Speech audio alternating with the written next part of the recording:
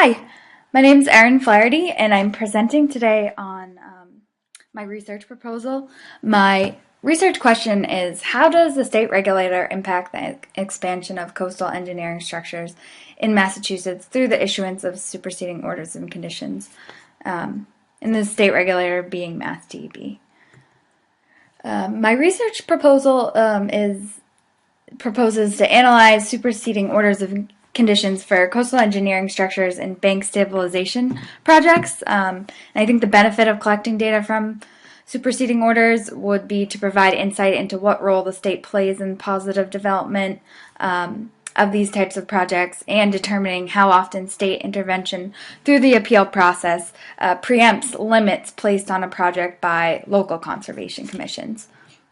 So I want to talk a little bit about why it's important to study these policies and processes regulating the development of our coast. And so Massachusetts has approximately 1,100 miles of ocean-facing coastline, of which approximately 27% is armored. And erosion it's a bad word to us humans here, but in reality, it's a natural coastal process, and it's described as a mechanism by which the coastal topography adjusts to minimize wave energy levels at the coast.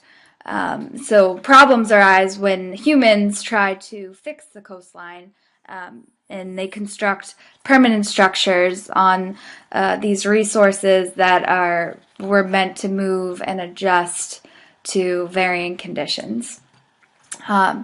So I want to talk a little bit about the history of armoring coasts. Historically, fishing populations and those that relied on coastal resources adjusted to flooding, storm damage through retreat.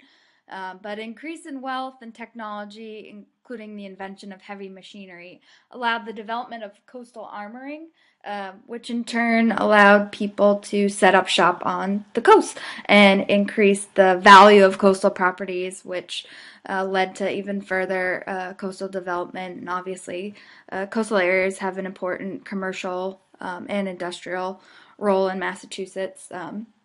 So obviously coastal property owners have an interest in protecting their property from erosion, and coastal engineering structures offer an opportunity to stabilize coastlines, and they were designed to deflect wave energy and prevent erosion, but often can have the opposite effect, including exacerbating erosion in some instances.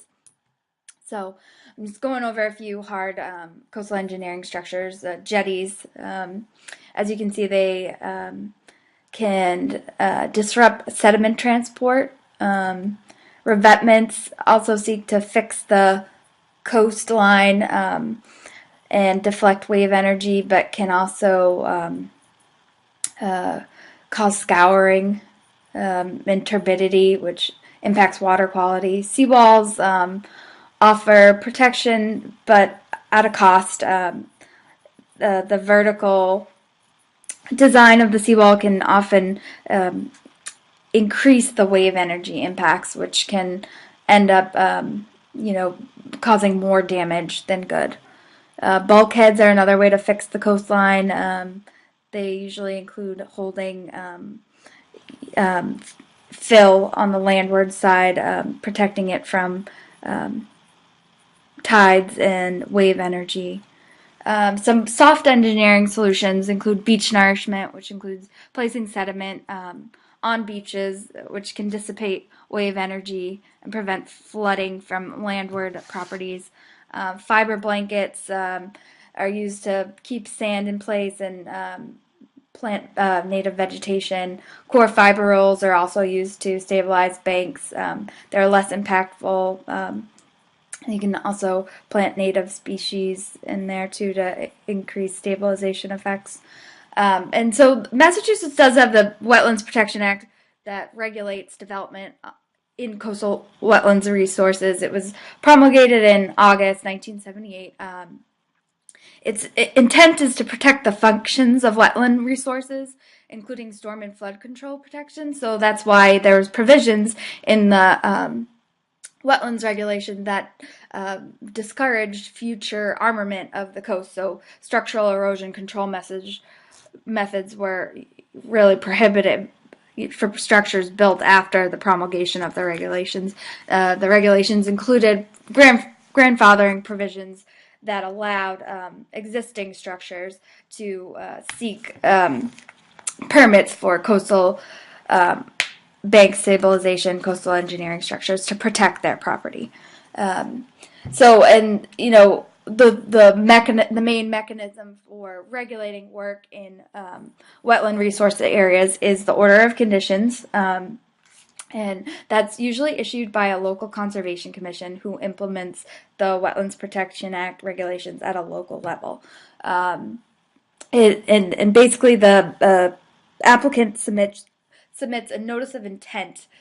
So their intent to do this project in a resource area, and in return, the Concom issues an order of conditions under which the project must be undertaken to conform with the performance standards in the Wetlands Protection Act. And the order can be appealed if by interest parties if they believe that the interests of the act are not protected through the order. So I want to talk a little bit about the literature surrounding coastal engineering structures and coastal resiliency.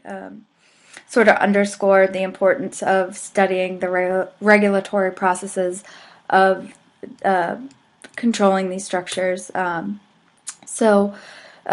Granquist, her dissertation studied the characteristics and conflicts of municipal coastal resilience in Massachusetts. She looked at 3 towns, Chatham, Newbury, and Scituate, ways in which they were empowered to make their communities resilient. And one of their main inhibitors was the continuing use of hard coastal engineering structures. In her study, she included spatial analysis of the effects of how coastal engineering structures accelerate coastal erosion and the negative impacts it can have on properties within the area.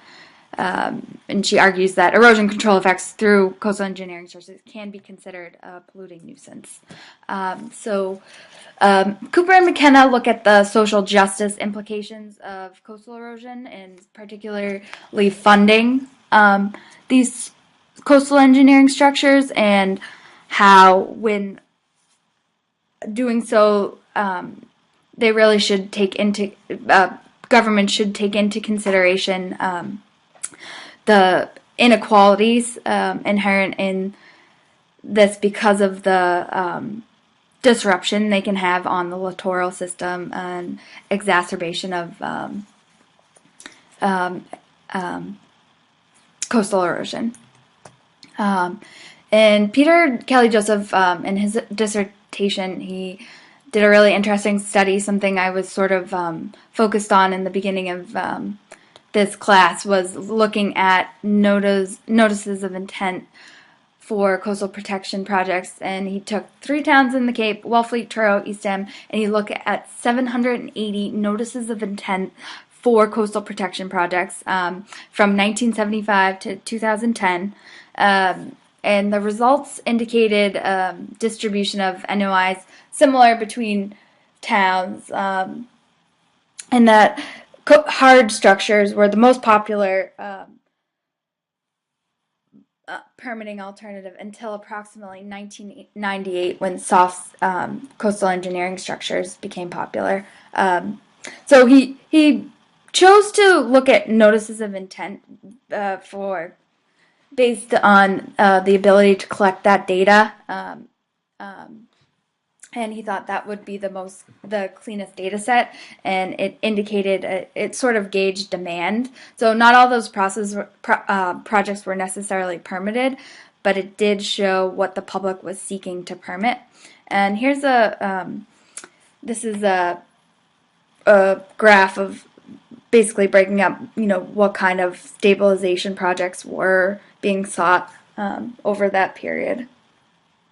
And you can see bulkheads, revetments, and other stabilization techniques were the majority of what was being sought. So a little bit about my methodology. It's pretty straightforward, collecting the superseding orders of conditions from Mass DEP's regional offices, so the Northeast Regional Office and the Southeast Regional Office, for coastal communities only. And then, once we've separated those out, separating the superseding orders based on, how they were denied or appealed, whether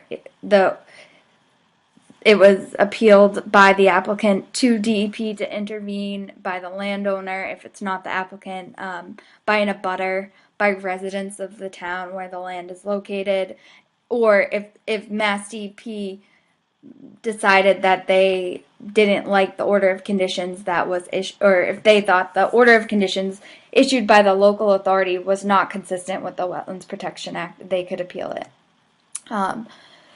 So the quantitative analysis would include really just numbers, like how many coastal engineering structure projects, how many coastal stabilization projects that were considered soft by town, and then also by DEP region. The qualitative analysis would include looking at how the project was resolved, the issues with the project were resolved through the superseding order, and whether or not orders appealed by abutters or residents were resulted in a reduced impact project. In looking at it, Mass DEP should have been the one to intervene, or if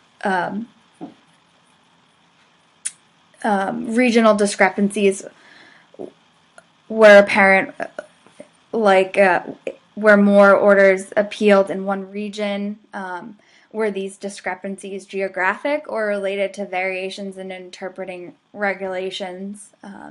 So by doing that, we can sort of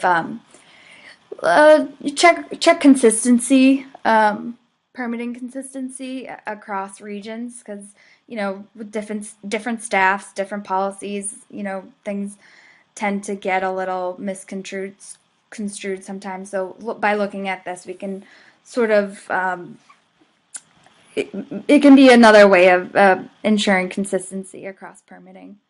Anticipated data challenges include collecting the documents from state agencies, and a lot of these documents aren't electronic; they're hard copy, and they will cost a decent amount of money, upwards of that a few $1,000s. The orders of conditions can be long, so we'd have to develop a coding system that worked, that was able to establish some sort of consistency for projects. And also, projects are site specific, so it may be difficult to gain broad guidance for future permitting projects based on these site-specific projects. So, there's always discretion involved with permitting agencies, but just ensuring that,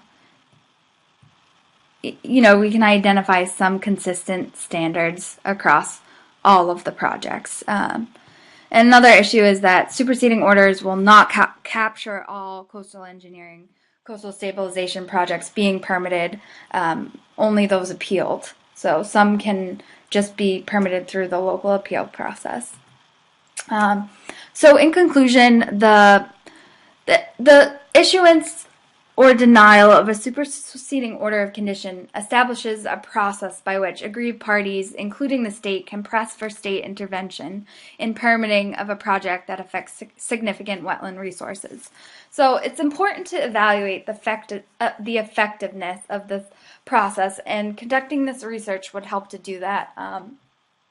It's also important to understand the role that the state plays in doing this, and if we're being proactive enough. And I believe this would be a really great way to gauge this.